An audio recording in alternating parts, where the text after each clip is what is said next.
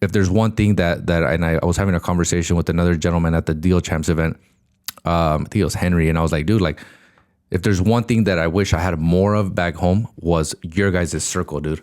Like, you guys all, at least from the outside looking in, it seems like you guys are all practicing exactly what you guys are preaching. No. You know what I'm saying? No. And I know not everybody's perfect. Not everybody's perfect, but even like just the way that everybody speaks too. You know what I'm saying? Like, you can tell when somebody's being genuine and honest and when somebody's not. Yeah. You know what I'm saying? I think it's very easy to read people nowadays. But I think that you guys have done a great job of kind of cultivating an environment that supports delaying gratification, setting the stage early and that rock solid foundation, man.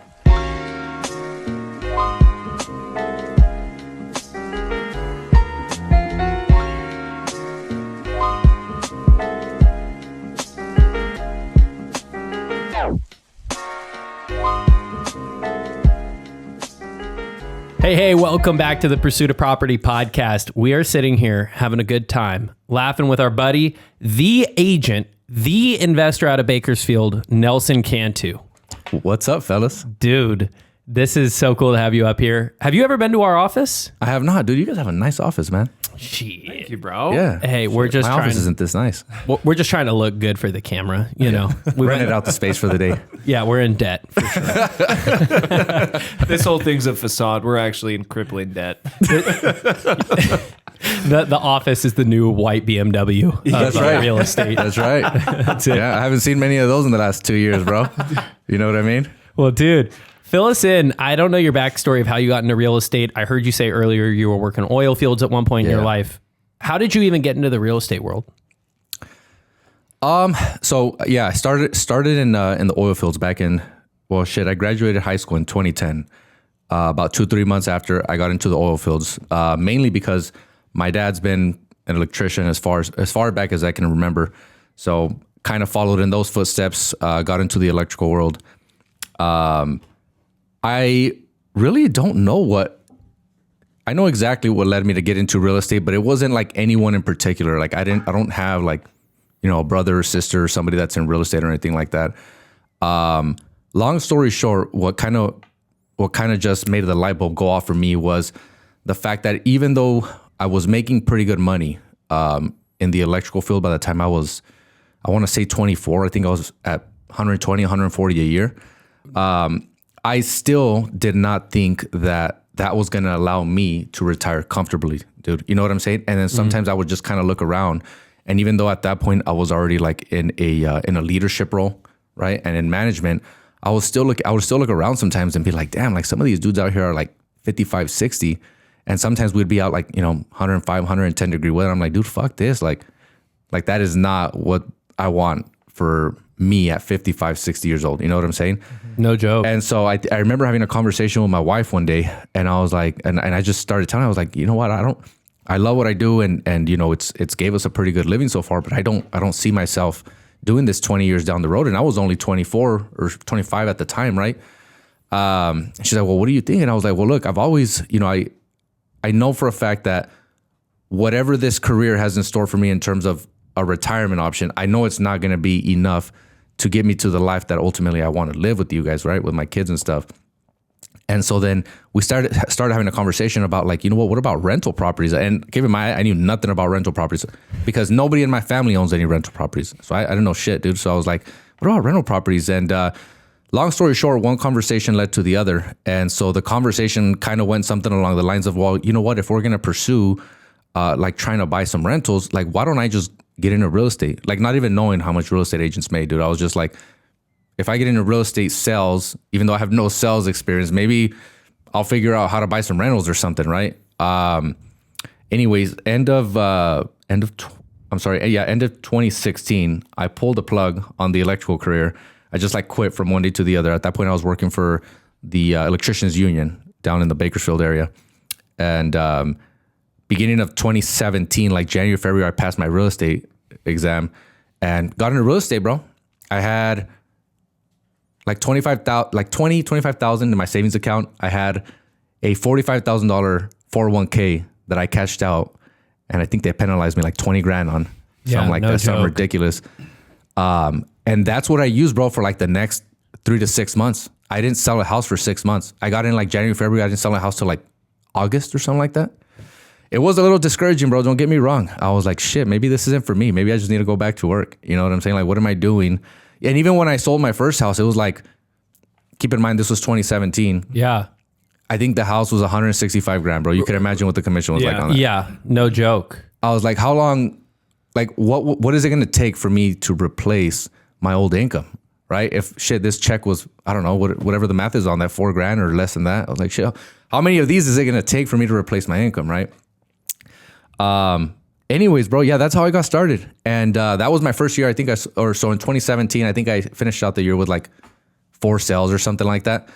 2018, I ended up going to a different brokerage where there was a little bit more guidance and clarity and coaching and stuff. I believe I sold 26 or 28 properties in 2018, bro. So I was like, all right, like this is a little bit more like what I thought this was going to be like. Dude, before we even get to that jump in growth, Whoa. excuse me, that jump in growth, I want to rewind. How is the conversation like with your wife and family and the pressure that's on your shoulders when you cold turkey leave your job, cash out a 401k to live on that and support your family while you're trying to get your feet settled in real estate? Like, what does that even look like? He's a natural born salesman. No wife I know would say, drop the 140 for zero guarantee. No shit. Move forward. That's insane. Yeah. Dude, you know what? In terms of my wife, I've been very fortunate and very blessed with her that she's never really like questioned anything that like I tell her in terms of like, this is what I see for our family or this is what the goals are. She's never questioned it. She's just like, all right, if that's what you want to do, let's go, So I've been very blessed in that aspect. Touching base on what you mentioned, like as far as family goes, right? And you know how it is. I mean, you're going to be a parent here pretty soon. You don't have any kids, right, Cade? But obviously as a parent, you want the best for your children, right? And so I remember having this conversation with my parents, and my mom's opinion and my dad's opinions were two very different ones, right? My dad was, you know what, if that's what you want to pursue and that's if you think that's what your dream is, 100% go for it. My mom has always been a lot more conservative. She's like, what are you doing? Because at that point I had already graduated from a 4-year trade school too, to become like a state certified electrician. She's like, you went to school for 4 years, while working long hours, you make X amount of money. Like, what are you doing? Like, you don't even know how much you're going to make over there. And I was like, well, yeah, but I know how much I'm going to make here, and it's not enough to give me the life that I think I deserve ultimately, right? So anyway, there was a little bit of some friction there. But anyways, yeah, the first year was rough, man. I completely went through that savings and that whatever was left of that 401k. And then, like I said, finally in 2018, I started picking up a little bit of traction. And again, I think a lot of that had to do with the environment. We talk about environment all the time, and I mean, you're a product of your environment. So people were there. The agents would show up at 8 a.m. or the majority of them, right? They would show up early. They would stay late. They were active. They were prospecting, and so I didn't know any different than to go out there and do what everybody else was doing, dude. So yeah, I think I closed 26 or 28 properties in 2018. That's more than I've closed in a single year till now. I think the most I did was 25. Oh, bro, don't get me wrong. It was a shit ton of open houses. That is so much work. A lot of work. door knocking. It was a lot of work, bro. A lot of work. But it kind of felt like one of those things where you kind of see the light at the end of the tunnel. And I just kind of kept reminding myself, like, look, it's not always going to be working 60 to 80 hours a week. It's not always going to be that way. I just got to gain some traction and just kind of like let life take its course at the same time. But it's not always going to be that way, right? Well, can we like focus on this 6-month period where you did no deals? Yeah. And you're draining the account. Yeah. Like, yeah. Well, it seems to be a recurring trend that certain people, when backed up against a corner, fight like dogs and win, and some people don't. What do you think helped you get out of that? Because in that situation, I've seen people cripple and I've seen people come out on top. Yeah. And I'm just curious what you think led to you making it, because that's a big jump, man. Yeah, dude. I mean, I think that there's a lot of things that I can kind of give credit to, and I don't know, it could be, my personal development and the stuff that I've kind of worked on over the years. But at the end of the day, bro, to be 100% honest with you guys, I think it was like my own pride and ego. Like I was like, dude, I ain't going back. I ain't going back to my old job, bro. Cause if I do, like, imagine all the shit they're going to talk, like, look what you did. Like, bro, electricians too. Oh, they know how to talk some shit, dude. Bro, Eat and you up tradesmen. alive, bro. Yeah. So for me, it was pride and ego, bro. I was like, shit, dude, I don't want to like go back and ultimately seem like a failure to them. You know what I'm saying? Or to yourself. Or to myself, and like just let myself down. People are going to be talking shit. People are going to be saying, I told you so. And so, honestly, that's what it was, dude. And I'd be lying if I said that I haven't been in positions like those again, even after the fact, dude. But I think sometimes it sucks to go through times of adversity, but sometimes it's necessary, bro, to just kind of remind you to not get too comfortable. You know what I'm saying? And yeah. And more so than anything, to make sure that you're laying down the proper foundation before you're out there trying to buy fucking Mercedes-Benz and Audis and shit. You know what I'm saying? And honestly, we should have him come back and talk about that experience, because 100%. we were literally just talking about how I was texting you about, like, let's do a podcast about a topic. Yeah. He's talking about it. Yes.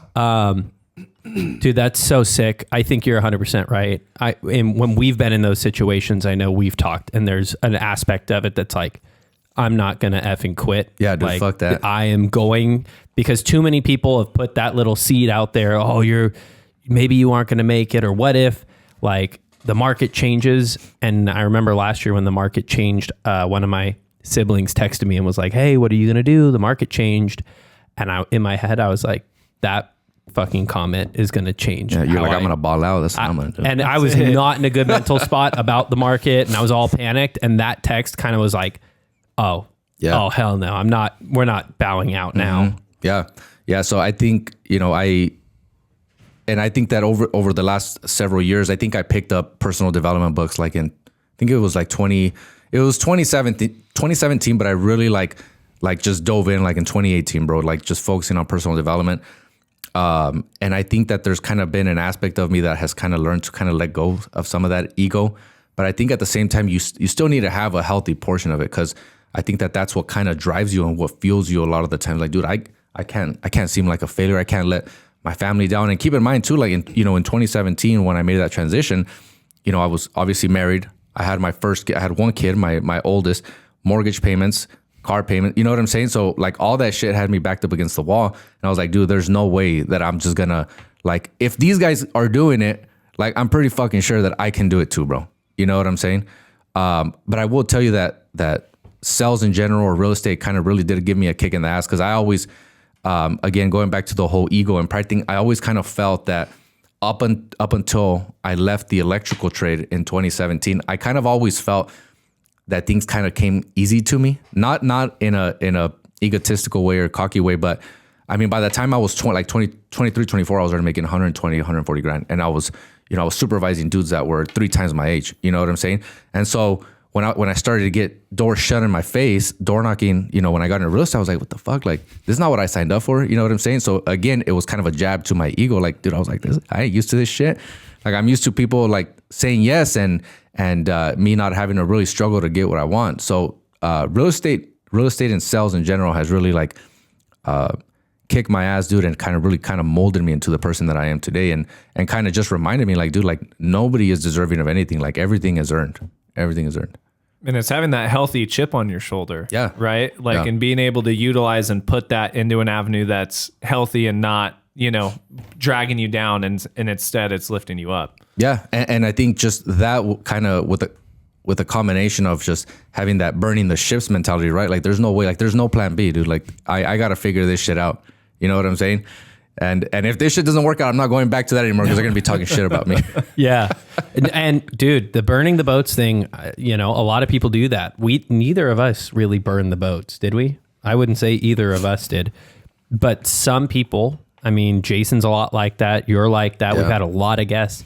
Something about that, dude, there's a recurring trend where people that burn the boats, there are plenty of success stories where it's like they put themselves in the hurt, and they come out on top, and they are always dominant players. 100%. Like, they are not the lukewarm, investor or agent. They're the guys that come on the podcast, because they're doing the things that all of us want to be doing. Yeah. Yeah.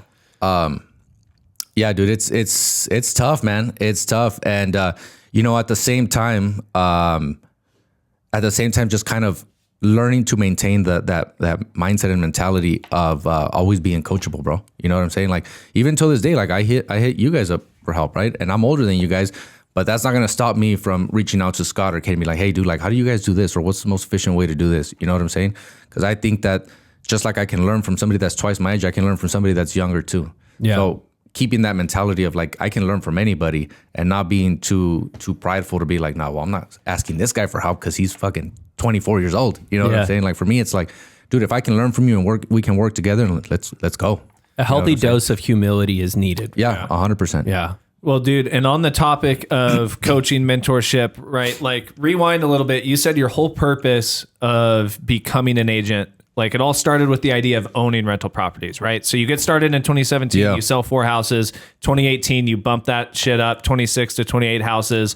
And all of that is real estate sales activity. Yeah, that point, that's the funny part, bro. That's the funny part. And I don't know where you're going with that, but I'm pretty sure I have an idea.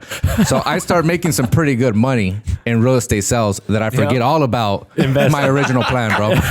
Right? You make 160,000. I make 150, 250, 300 grand a year in real estate sales. You're like, fuck, I don't need rentals. You know what I'm saying? Forget all about that shit, dude. So it was really up until, it was really up until maybe when I joined Jason's coaching program and kind of really started to get to know you guys, maybe around November-ish of last year, December, something like that, where I was like, you know what, like, I need to get serious about this shit. Because trust me, dude, like, I remember being 24 years old and it feels like it was just yesterday. Time flies, and you guys know that. I'm sure it felt like you just graduated high school yesterday too. Yeah. Right? And so, and it seems like every year that passes, it just gets faster and faster. And then you start having kids, bro. And then you have 1, and now I have 3. And so it's like, dude, sometimes majority of the time I get home by 6:30, 7 o'clock. By the time I actually spend some time with them, it's an hour or 2. By that point, it's time to start winding down and get ready. You know what I'm saying? So it's like, dude, like, and one of the hardest things for me, bro, is like being as efficient as possible with my time, dude. But that's like a constant battle with me, is learning, like, how can I be more efficient? Like, how can I get out of the office maybe a little bit, like just an hour sooner, but get even more work than I got done yesterday. But going back to your question, bro, was that what you were going to ask? Yes, when you start to make money, certainly what it's he a was distraction, bro. It's a distraction. Yes. And then again, like, certain things happen within the market, then you're not making that much money anymore. And you get scared. And you're like, shit, like you kind of get hit with a dose of reality, and you're like, shit, like, something needs to change. Right. And then I built a real estate team, a sales team. Right. And then you come to realize, like, shit, I don't own those agents either. You know what I'm saying? Like, people can walk, get up and walk away whenever they want, right? And so you're making a ton of money in sales or building a team, but you're never really creating any true wealth, right? And so for me, that was kind of like that was really what gave me the kick in the ass. Like, I need to focus on real estate investing, and I need to do this shit like now. You know what I'm saying? Because I don't want to get started when I'm 60 years old either. You know what I mean? Because it feels that time is just moving at such a rapid pace nowadays that before I know it, like, I'll be celebrating my 40th birthday, right? Which, by the way, I'm only 31, but yeah, but you're exactly right. I mean, you started, how old were you when you started? 24, 25? Yeah, like 24, 25. And think about it. Like, I bet you can remember how it felt like it was yesterday when you were in that lull period getting started. Yeah. And then if you're anything like me or Cade, you look back at those years where you had blow up years, you made a ton of money, and you're like, dang, I should have been investing all that money. But, in the moment, you're working really hard. So what do? You play really hard. Mm-hmm. Next thing you know, you have a nice car, nice vacation here or there. Yeah. You have a nice phone, laptop, all these things that you kind of, you give to yourself as a way of like rewarding yourself, but you're not in a spot where when the market changes and now there's deals, you like look around and you have that scarcity and you're like, I don't know where my next deal is. And you're not buying rentals when you should. And 4 or 5 years go by and you haven't made any progress. Exactly, bro. And those 4 or 5 years will go by in the blink of an eye, dude. But going back to that topic, one of the things that is talked about so much on social media and on podcasts and all that stuff is delayed gratification. I'm sure you guys hear it all the time. And I think it's one of those things, bro, where until you've kind of been through like something like what I'm talking about, that you're like, shit, like, I really need to start to practice exactly what I'm listening to, or maybe sometimes what I'm preaching about. And delayed gratification, man, like, that's one of the hardest things. I mean, the saying of keeping up with the Joneses wasn't just made up out of thin air. It's a real thing, dude. And so, you get a nice car, a nice truck, I see it, I'm like, shit, dude, like now I want to get that too, and it's having the discipline to be able to put all that aside. And again, like if there's one thing that I struggle with, bro, it's that, right? Cause trust me, dude, it's that feeling of pulling up to some place in a nice car. It's different, dude. It's different. And then we were just having that conversation of delaying gratification and minimizing your overhead and all that. And I think that when you have like a clear vision in mind, I think all of those emotions kind of go away in terms of how a certain vehicle makes you feel, right? Like to be 100% honest with you guys, I think driving my Honda Accord now makes me feel a little bit better than driving my Audi. I fully believe that. 100%. I fully believe that, dude. 100%. And I see, just how light it is on maintenance and stuff like that. And I'm like, dude, like the fuck was I doing before? You know what I'm saying? Like, it's one thing, don't get me wrong, I want to get back to those days where I'm driving a nice car, but not having to pay for it with earned income either. You want to do it the right way this time. Yeah. And again, I'm glad that, and you guys, I think, are a perfect example of like, you guys consume this information, and I think you guys do a pretty good job of maybe applying it as well in terms of like delaying the gratification. And you guys, if there's one thing that I was having a conversation with another gentleman at the Deal Champs event, I think it was Henry, and I was like, dude, like if there's one thing that I wish I had more of back home was your guys' circle, dude. Like you guys all, at least from the outside looking in, it seems like you guys are all practicing exactly what you guys are preaching. No. You know what I'm saying? No. And I know not everybody's perfect. Not everybody's perfect, but even like just the way that everybody speaks too. You know what I'm saying? Like you can tell when somebody's being genuine and honest and when somebody's not. Yeah. You know what I'm saying? I think it's very easy to read people nowadays. But I think that you guys have done a great job of kind of cultivating an environment that supports delaying gratification, setting the stage early and that rock solid foundation, man. Cause, and again, then there's people like me, man, that, sometimes you have to go through some shit to be able to kind of learn your lesson and be like, damn, like I got to change some shit. We've both put ourselves into some tough shit because we knew what the right thing to do was, but for some reason or another, our dickhead said we had to learn it the hard way. You still listen to the other voice in your head? Uh-huh. Yeah. But you're 100% right. I think not everybody, including ourselves, practices everything we preach. Part of why we do the podcast is to put ourselves in the room with people that have done the hard stuff or have done the easy stuff, and we're trying to just accumulate learned knowledge instead of always learning it ourselves. But 100%. Even then, dude, we still do the stupid stuff. We get the nice car, we buy the house that's a little bit nicer than what we needed, or we do that stuff all the time. Yeah. And again, I think going back to what I was mentioning earlier with like just your emotions and being able to control them. And I think it's one thing to control them. And I think another thing is like learning how to just kind of remove them altogether sometimes. You know what I'm saying? Because I think for me, like I mentioned, like with the vehicle thing, like for me, it was like you would get in that nice car and like you'd pull up to a place like, damn, I'm rolling in a badass ride. You know what I'm saying? Like, I think for me, I was able to remove that emotional kind of aspect of it and be like, you know what, dude, like my Honda Accord does the same thing for me now. You know what I'm saying? And so I think if you can do that just for long enough to kind of set the stage and set the foundation, dude, I think you'll be all right.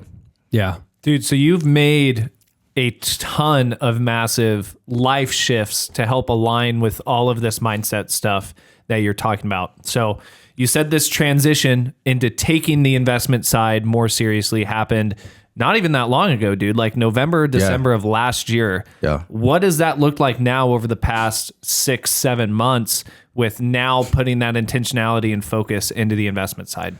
Dude, that's a great question. Honestly, it doesn't feel identical to when I left, my W-2 job to get into real estate, but it kind of felt similar, dude, because even though it's still real estate, it's a whole different avenue of real estate. Like, sometimes when we have our sales trainings and stuff like that, I'm like, dude, like this is totally different than handling, a typical objection when you're at a listing appointment or something like that. So I did kind of feel that I was starting over, but at least with experience this time. But it was tough. It was tough. Not just from like, I don't want to say so much a financial standpoint, because I think from making the first transition to making this transition, it made it a little bit easier because I was able to just basically dive in 100%, dude, because like I said, right before this, I had a real estate team, and I just completely let it go. And I remember having a conversation with Jason about a year prior to that. And he's like, yeah. And he told me that he was in a similar position to where he was the team lead, and he basically just got up and walked away from it one day. And I was like, dude, like, I don't know if I can do that. You know, like, first of all, like, you know, we're making money. And two, like, I kind of feel that I owe these guys something, right? These agents, because I brought them on board, you know, I'm guiding them, training them and all that stuff.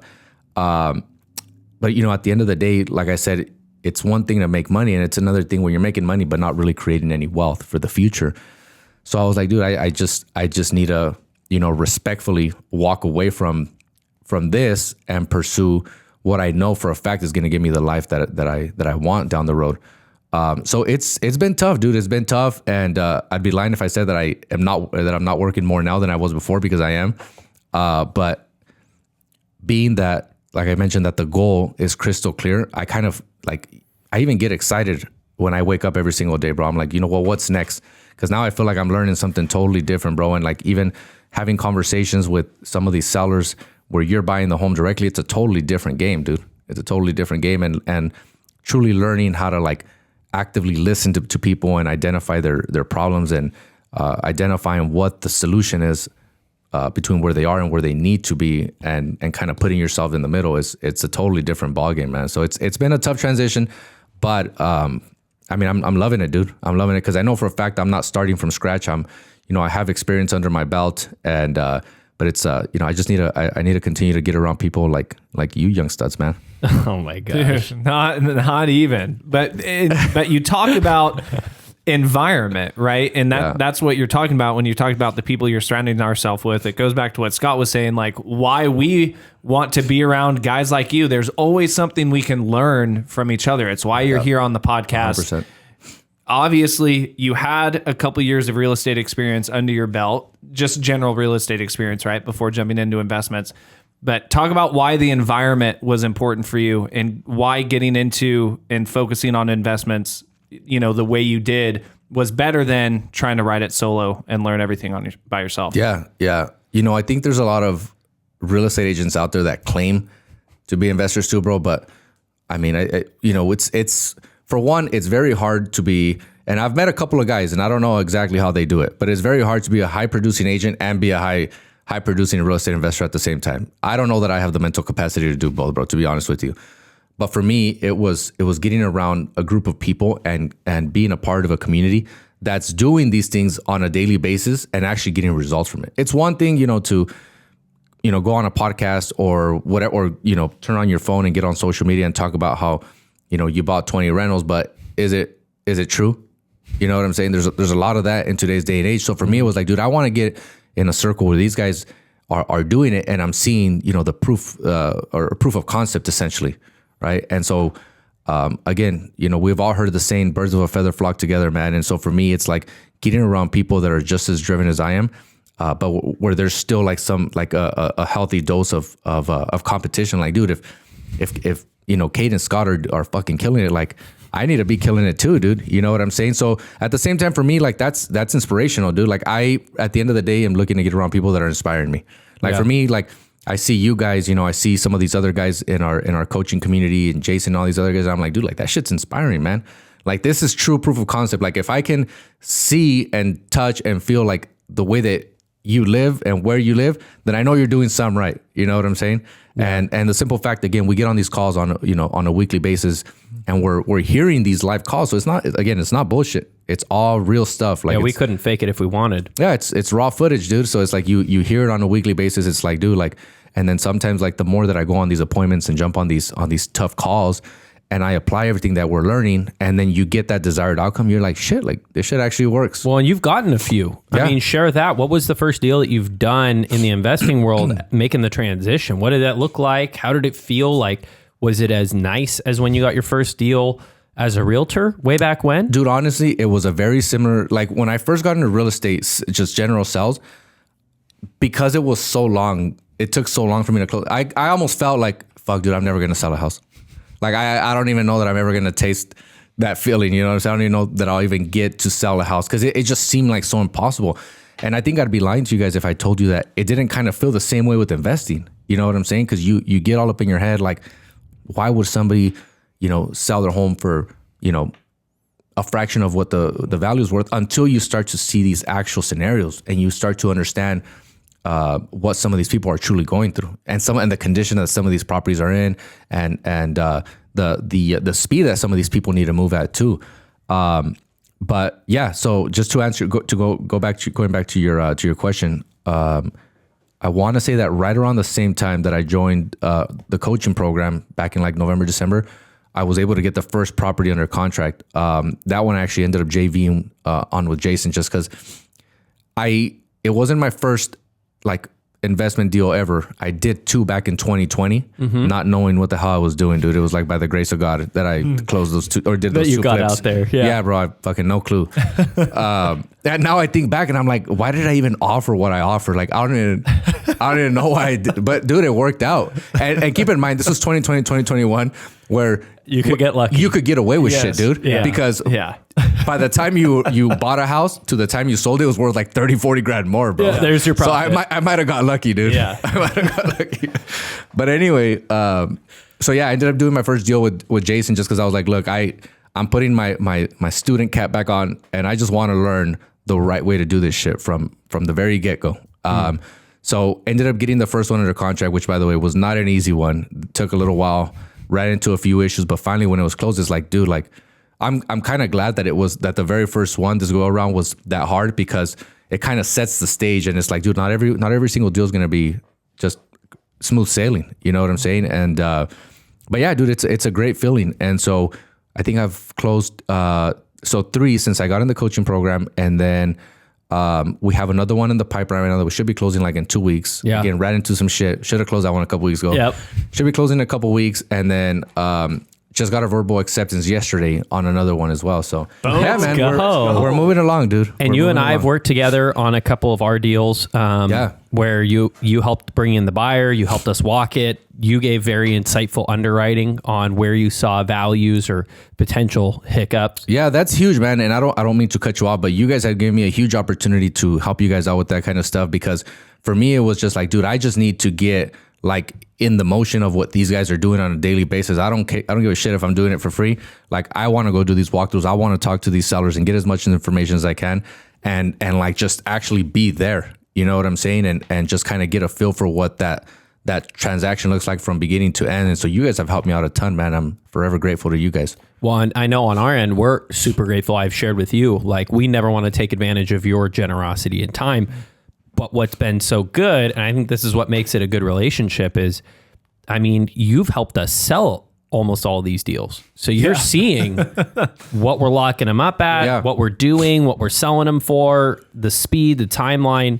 I think there's some value, and we had this when we were on the Clayson group with Jason, is just like when you can see this house goes, this house goes, this house goes, at some point it speeds up your confidence 100%. Where you can feel good saying, if I buy this thing for this price, I know there's a way to make money, and you don't have to know all the answers right now. Yep. And these deals, there's always going to be hiccups. So you kind of have to know that going in, but you have the confidence to throw out that offer. You don't have that nervousness that you'll never get that taste, right? Exactly, dude. And so cause I had joined another investor coaching program in the past, beginning of 2023, I believe it was. But, and don't get me wrong, like a lot of the things that are talked about is the same. I mean, it's not fucking rocket science, dude. It's all the same shit. You know what I'm saying? It's the same wheel. But I think like what's helped me out the most is a simple fact that I have proximity to you guys. You know what I'm saying? And your guys' market, I'm only 2 hours away from you guys, and your guys' market is very similar to ours. So like when they were doing deal reviews in that coaching program, it was like, dude, like it was deals in like fucking Arkansas and shit, bro. It's like, dude, I don't even know what they're talking about. And it's a totally different market. You know what I'm saying? But being able to get around you guys and being able to like just work side by side on some of these deals with some of you guys has been a total game changer for me, bro, to be honest with you. So it's been, I think, a combination of, again, the coaching program, but also being able to apply what we're learning through your guys' deals as well. Yeah. And your coachability is top tier. I will say, like, some people get in the business, if they get to that ego where they won't listen, It's like good luck, man. Yeah. You know, the people that are coachable who get all these insights, like we have a very open community that kind of just gives pretty openly. Yeah. Like if you're not one of those people that will take that information and apply it and you're going to have to learn the hard way, it's just going to slow you down. 100%, dude. Ever since 2017 was where I had that like rough stretch, right? Where I fucking sold like 3 houses or some shit like that. Ever since 2018, I've had a coach ever since 2018, like nonstop. I think I was with the Tom Ferry organization for like 4 years or 4.5 years. And then after that, when I started building the team, I hired a coach that was specifically like for team building. Yeah. And then after that, now I'm a part of this coaching program. So like, I'm a firm believer in the fact that like whatever you're trying to do in life, like you need some, I'm not saying that you have to go out and pay for it. Maybe you can find, you know, a great mentor that'll help you all along the way. But I think I've invested. The last time I did the math, like 2 years ago, I was like close to $100,000 or over $100,000 in like real estate coaching. Wow. So like for me, it's been like, dude, if you can, don't get me wrong, I'm sure like everything that we get taught on a daily basis, you can go out and find it on YouTube. But I don't want to have to pay the price of whatever or however long that's going to take. Yeah. You know what I'm saying? If I can get there in 3 years versus 8, dude, I'm paying it. You know what I'm saying? So yeah, dude, I'm a firm believer in that. If you and again, even the dudes that are coaching us, I'm sure those guys have coaches and those guys have 100%. coaches, right? It's really hard to get poured into when that particular person's not being poured into. You know what I'm saying? So and again, you know, the business that we're in, I think that it's like ever evolving. I mean, we're seeing like market shifts right now, right? And I'm, you know, like I told you, like I got away with a couple of deals back in 2021. That market's long gone, right? And you know, I've even seen like through my own personal experience, like some investors where unfortunately maybe they just don't have the experience, but I've seen them lose a shit ton of money just because they thought they were going to try to maybe grasp the tail end of that market and then they didn't. And now they're 20-30 grand in the hole because they weren't up to speed with what the market was doing. You know what I'm saying? Yeah. So being able to stay on top of like the ever changing market and being around guys that are also in the trenches, putting in the same amount of work. Dude, I want to ask you, we have a couple different groups of our audience, right, who either listen or watch the podcast. One of them are agents, right, who are doing real estate sales deals, have not made the jump into investing, but really want to. Another group is they're just interested in real estate in general. Maybe they want to go into sales and also go into investing, or maybe just go into sales. They're just trying to see which string to pull or whether to pull both of those. You said earlier that there's very few people who can do both sales at a high level and the investments at a high level. So for those people, for our audience who are in either of those two boats, and they're trying to figure out, or they're scared to make the jump into investing because they're going to lose out on some sales income. What would you say to people in that seat about making the jump into the investing side? That's a great question, dude, because I was in that seat for a very long time because I would play that, I guess, that story in my head over and over. I was like, dude, if I switch over 100% to investments, like what's going to happen in my retail business, dude? But for me, like, again, and it took some time. And I remember I had a conversation, one of the last conversations that I had with Jason prior to joining his coaching program, and the message was like very clear. It's like, dude, you're either gonna do it or you're not. You know what I'm saying? So for me, it was like, damn, like I just need to quit being a bitch, dude. Like, I need to get off the fence about doing it, and I just need to do it, bro. So since like November, I've been 100% just focused on investments now, dude. And honestly, up until this point, I've probably made more money already than I did all of last year. Like with sales, dude, you know what I'm saying? Just because, you know, again, just to put it into perspective, as a team lead, you have all this overhead that you got to take on when you're building a team as well, right? And so now obviously, you know, a lot of that overhead has gotten cut out. So we're running extremely lean now, not just on the business side, but on the personal side too.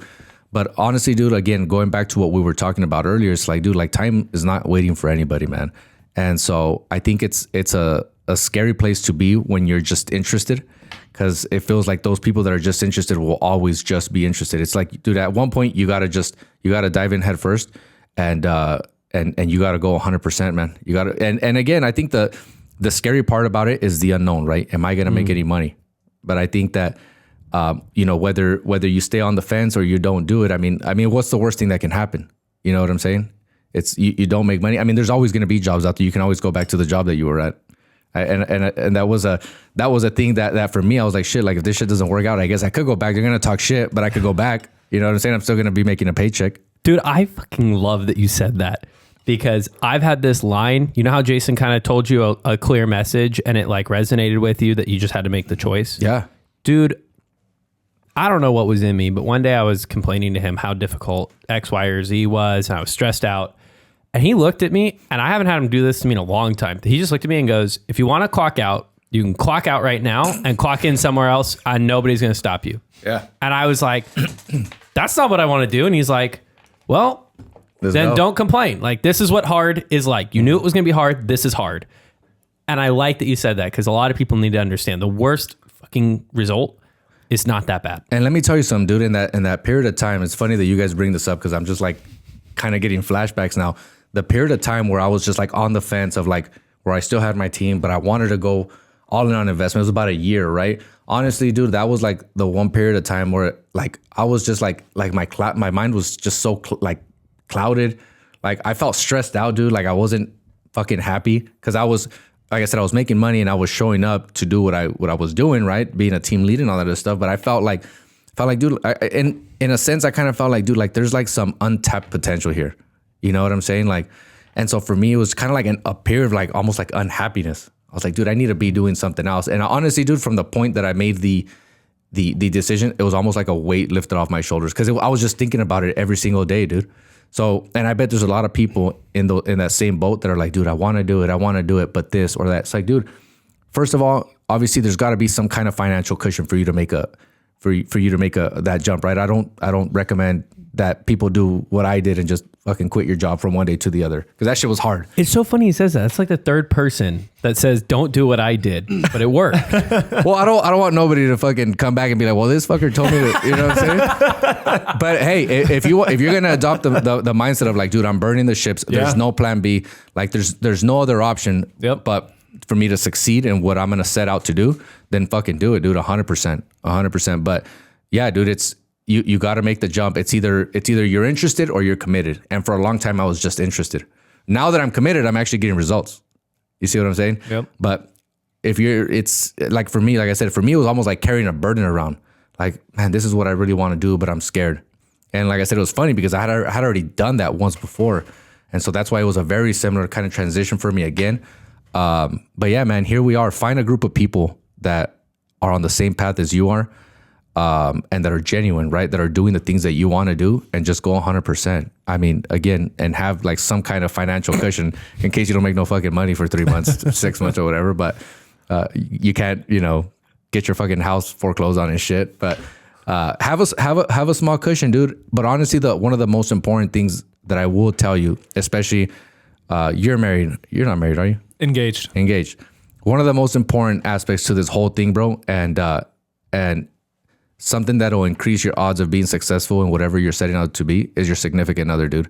I'm telling you, I've seen so many people, not even in the investment world, but even in the just retail side on the real estate sales, come in with all this potential, bro, and fucking leave the industry faster than they came in because they didn't have a supportive partner. Yeah. So for me, dude, that's huge. If you have somebody that's like, hey, I'm on board with it, whatever you decide to do, you have 100% my blessing and my support. That's fucking huge, dude. And I think that goes to any business owner. I saw Jonathan nodding his head. Jonathan runs a business as well. Dude, if your wife or your partner does not support what you're doing, it makes everything horrible. Yep. And the fact that we've been blessed to even have wives that trust, I mean, there's always reasonable questioning, right? course. To make sure, because we tend to be people that make Yeah, big we have decisions. obligations, man. Yeah. But dude, having a wife that says, go do it, not nagging you saying, why haven't you sold a house? It's been 6 months. Like, you have to have some tough love, but at the end of the day, she's supporting you. That's such a blessing. Yeah, dude. Yeah. So, but yeah, man, supportive partner, environment, and get some help, dude. Get some coaching. I think those are the top three, in my opinion, the top three ingredients for success, essentially. Can't argue with that. Rewind it. 1, 2, 3. There it is, There bro. it is, baby. Just dropped it. Dropped Clip all it. the knowledge right there, dude. Clip it. Yeah. Yeah. And again, going back to what you said about like, certain agents being on the fence about wanting to be like a hybrid type agent. like I said, I've seen some dudes do that shit at a very high level, dude. I have a very hard time. I don't think I have the capacity for that, dude. Right now. Shit, probably at any point, dude. Nope. No, don't limit yourself like that, dude. You could totally do it. I see what you're saying. It's a matter of if you wanted to do it. If you wanted exactly. to do it. Wanted to. Exactly. Yeah. And see, I don't think I want to. And that's okay. You know what I'm saying? It's not you can't. You just don't want it. Yeah. And don't get me wrong. Like I tried it, but I felt that I was either 100% in on this or I was 100% in on that. So for me, it's like, dude, I love the sell stuff. It's, given me and my family, a great lifestyle the last several years. But I know what this is. I know what going 100% in on this is going to look like 10, 20 years down the road. Right? Dude. Like Scott said, we're going to need to have you back on because there's so much, not only just in your story, but in your experiences, some of those pivotal like life changes that you made. Like there is so much good stuff in there to share with all of our listeners. Like, bro, this is exactly why we had you on. We're freaking grateful you came on. I appreciate the opportunity, fellas. Thank you. Dude, you are a massive resource for the Bakersfield area and areas around that.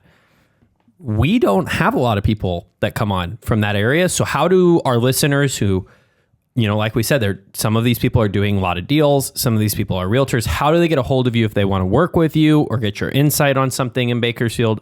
How would you like them to reach out to you? Yeah, I mean, I'm on Instagram. I am Nelson Cantu. If any questions or any if anybody wants any professional feedback or opinions on anything, feel free to reach out. I am more than happy to do so. There's always been somebody in my journey that has kind of been that for me. So I think it's only fair for me to pay it forward, dude, and try to help out as much as I possibly can. So follow me on Instagram, send me a DM, whatever you guys want. Dude, skip trace my name, whatever you want. Freaking stud, man. Nelson, thank you for coming on. Appreciate you guys, dude. man. We Thank you. appreciate you. You guys are studs. Everybody listening and watching, we're definitely going to have Nelson back on. Reach out if you got anything in Baco or just to connect with a really freaking solid dude. Awesome. Thank you guys. So, appreciate it. Thank you. Thanks, you. Nelson.